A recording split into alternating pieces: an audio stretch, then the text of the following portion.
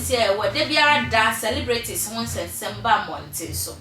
Ebusia for nanu ya day and the train say yanka say sister Jackie Appiah na once and semba jetting ne ebo ye man Ghana mo anu se bebre. I be more ka say one ye Libya for president twetwetwe ma onyem kra edemano. Eno nkonkwa dan chen beton monte so say oyobi asa wo fa no say brand ambassador. Just ne boy di ye pa because ne brand na no hye. And also conquer and then me not or you so bag be back come be a skeleton and crofoka say bag no mess design no STM not just say sister you are joining all court my Ghana for do na say yes sister Jackie Appiah de biara than yan honsome eka Nina conquer and then some day about Tom Montes and I said video be about Tom Montes so I saw video ya about Tom Montes.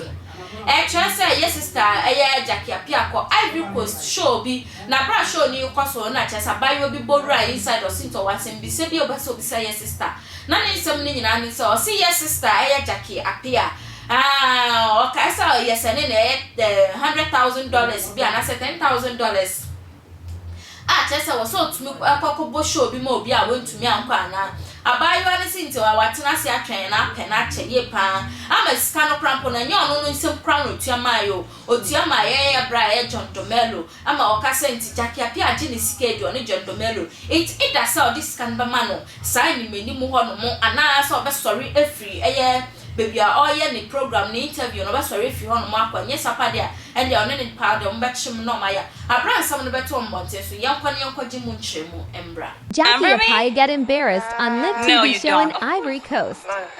Did you remember that one day you took somebody's money, you were supposed to come and play in Ivory Coast and you never came?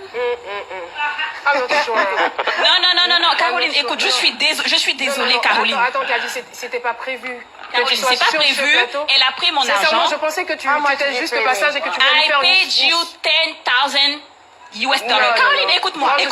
Tu sais très bien que je suis pas le genre de personne à scandale. Justement, c'est ce qui me surprend. Je me dis, on reçoit une actrice, tu as aussi une actrice, une productrice. Mais donc, qu'est-ce que je fais? Donc pour moi, tu viens sur le plateau pour faire une surprise. Elle n'est pas venue faire mon film. Qu'est-ce que tu veux? Mais tu vas pas quand même régler tes comptes ici. Avoir quelque part d'autre. Non, je suis pas d'accord. My dear, listen, you have to give me my money or you get out of these premises right now. Excusez-nous, très chers téléspectateurs.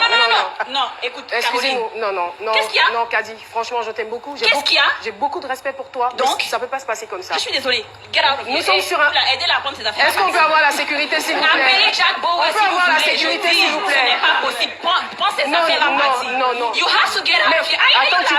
Est-ce qu'elle se reconnaît? Demande-lui si elle se reconnaît. What account did you pay the money into, if I may ask? I paid to John. We can ask John Tumelo. I paid him the money. John? Yes. No. Where did you pay him? I paid him to Then if you paid to John, then you didn't pay to Jackie Appiah, so you don't have a case with Jackie Appiah. He told me he'll give you the money. Then you have to call John here. Yes, let's call John. Call him. Do you have a phone?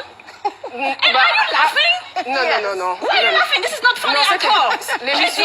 Non, attends, Kadi Touré, j'ai dit c'est une émission sérieuse.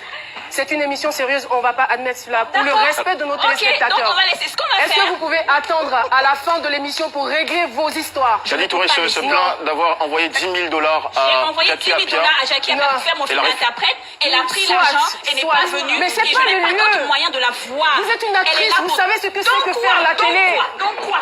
On peut avoir la sécurité, s'il vous plaît. La sécurité, s'il vous plaît. Non, mais c'est pas normal, franchement. Moi, je suis déçue, franchement. Jackie, je suis you déçue. can clap for yourself.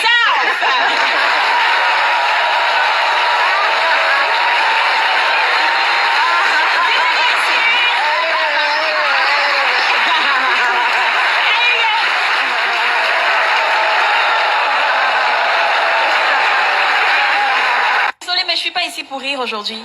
Jackie. Yes. Do you remember me?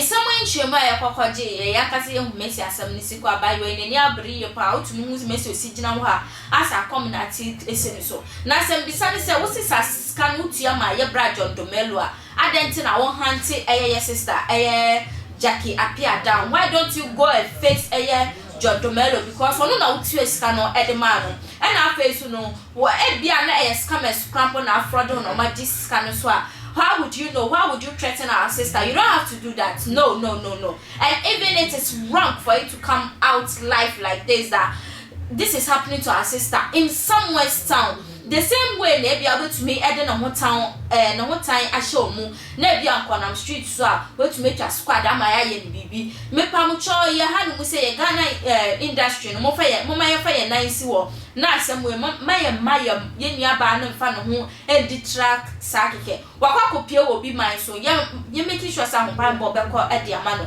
because bibi abetu mi esi enti ye ma ye ni enye de ne fa ye nan si won mo painting pantai pa se na ye be ya ye betumi aboy sister no ho bai na di na ba bedru fie e wa asomdwem Kaise social media handles nya na Attention TV nti we bo mo dan so be like wa share no wa comment e wa videos ni na so wo share mo abonti abom samra na from ohema echa